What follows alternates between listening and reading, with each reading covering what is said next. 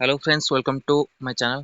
तो काली आपणकर मु OSSC HEW VAW ऊपर आपणकर गोटे वीडियो छाड़ी शेयर करतली। तो आज आपनको ओडिशा जॉब अलर्ट रे आपणकर अपकमिंग वैकेंसी रो डिटेल्स आसी जाईची। तो आपण माने ओडिशा जॉब अलर्ट वेबसाइट जाई चेक कर परिबे। देखंतु OSSC HEW VAW upcoming vacancy जोटा कि आपणकर डिटेल्स अछि जानिबा से पोस्ट विषय कोन कोन 520 आपनको VAW वैकेंसी रहिबो। ता सहित हॉर्टिकल्चर एक्सटेंशन 94 जोटा ऑलरेडी आपणकर कैलेंडर रे शो थिला किंतु कैलेंडर चेंज है सेटा हटि जाइथिला। तो टोटल आपण 614 टी काली आपण डिस्कशन करथिली।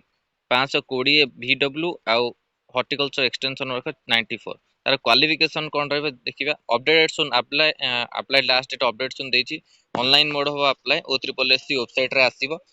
अपकमिंग वैकेंसी आउ कोन आपण रिक्वायरमेंट आसीबो डीओ आपण कहि सारछि। ता सहित जूनियर असिस्टेंट आसीबार अछि। पंचायत एग्जीक्यूटिव ऑफिसर सेटा भी आपणकर आसीबार अछि। तो ए सब वैकेंसी आपणकर आसीबो। एटा काली आपणकर मु देइथि आ डिटेल्स आपण माने जानतु both male and female Odisha subordinate staff selection 21 वर्ष 38 वर्ष काली आपण कहितली। विलेज एग्रीकल्चर वर्कर पे आपण क्वालिफिकेशन कोन रहइबो। क्वालिफिकेशन आपणकर एठी देइछि। सॉरी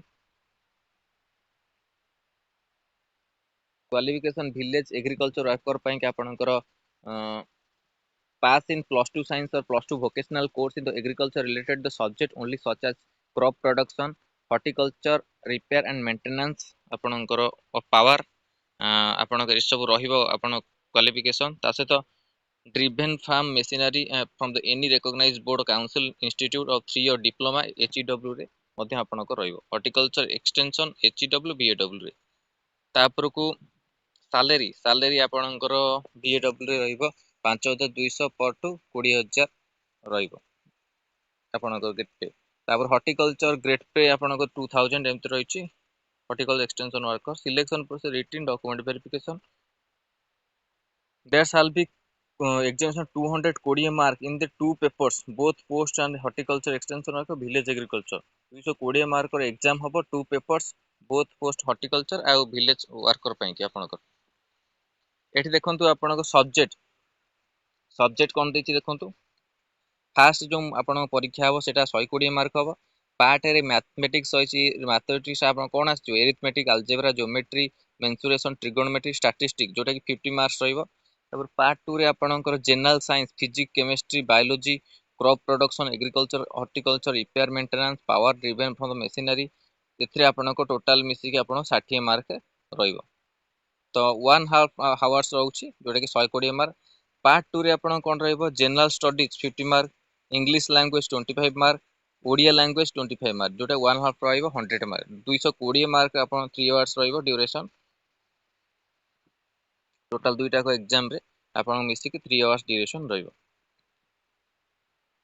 तो एटा आपनकर अपडेट आसीथिला जो ओडिशा जॉब अलर्ट रे म आपनको काली आपण एटा अपडेट देइथिली। आज एटा आपण अपकमिंग वैकेंसी अछि एडवर्टाइजमेंट ऊपर क्लिक कलंको आपनकर अपडेट सुन लिखिछि माने अपडेट आपनका आगु को आसी पारे अपकमिंग वैकेंसी जेहेतु रखुछि।